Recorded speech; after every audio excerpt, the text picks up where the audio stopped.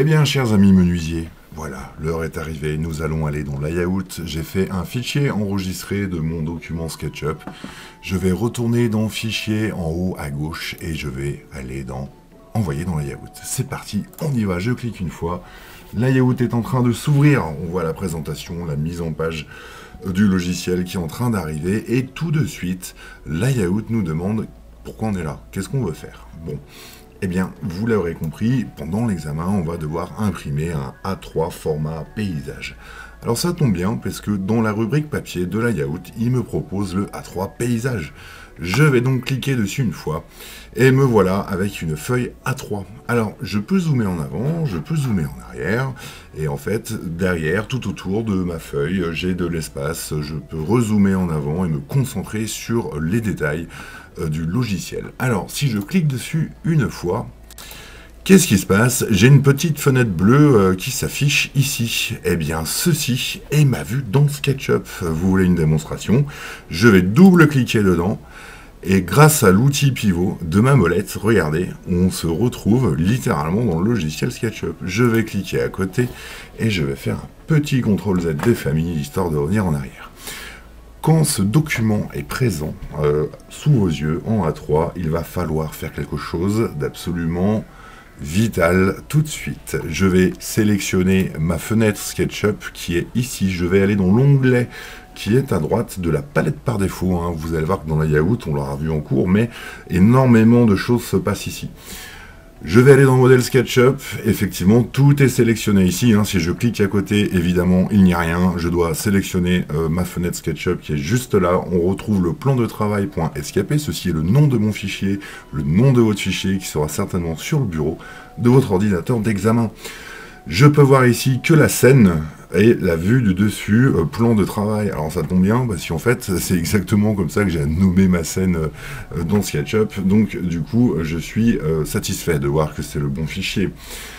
J'ai l'échelle de ligne ici qui est à 0,50. Là, je suis en automatique. Moi, ce qui m'intéresse, c'est un bouton très important de SketchUp, c'est de bien vérifier que l'ortho est bien activé. L'ortho, ça veut dire la vue à plat, c'est le travail préparatoire qu'on a fait dans le logiciel SketchUp.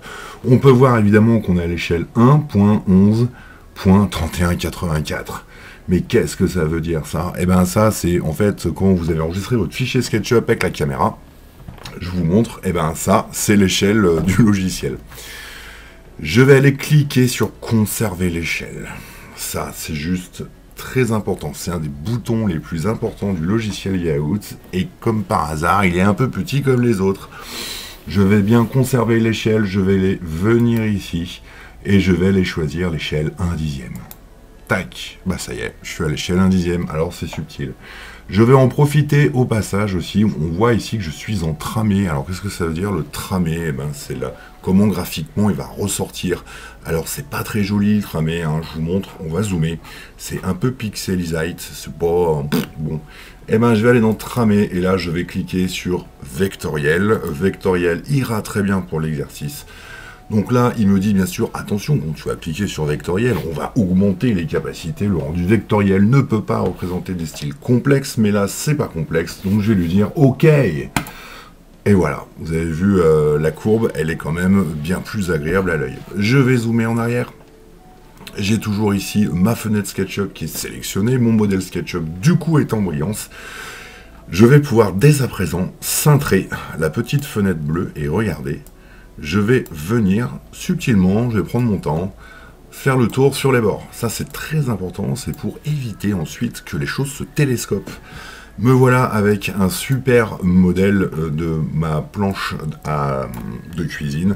Je vais cliquer à côté, évidemment je vais pouvoir la centrer si je le souhaite. Il suffit pour cela que je fasse clic droit et que je fasse centre verticalement sur la page. Je refais clic droit, je peux refaire centre, et là je vais faire horizontalement pardon, sur la page, et me voilà avec mon super projet. Je peux n'importe quand dans layout faire un clic droit ici, et afficher la grille. Donc afficher la grille dans layout, ça me permet d'avoir des références pour les plus maniaques d'entre nous. Si je refais clic droit, et que je fais accrocher à la grille, eh bien, en sélectionnant mon chantier, je vais pouvoir sélectionner le petit point vert qui est ici et venir le figer directement sur les carreaux. Évidemment, tout ceci est une option. Je peux refaire clic droit, je peux masquer la grille, refaire clic droit et enlever l'option accrocher à la grille. Si vous oubliez en fait de désactiver la grille, tout va bien. Quand vous allez imprimer, en fait, par défaut, la grille ne sera pas imprimée. Et c'était comme ça, voilà, que l'on règle notre fenêtre SketchUp dans Layout. Attention, j'insiste bien, quand ça arrive dans votre logiciel, tout de suite on le sélectionne, on va dans modèle SketchUp, on vérifie la scène, on se met en vectoriel, on est bien en vue de dessus, aucun problème. Je fais bien conserver l'échelle, j'appuie sur Ortho si c'est pas activé, et je viens choisir mon échelle. Allez, c'est parti, maintenant on va partir dans les joies de la cotation.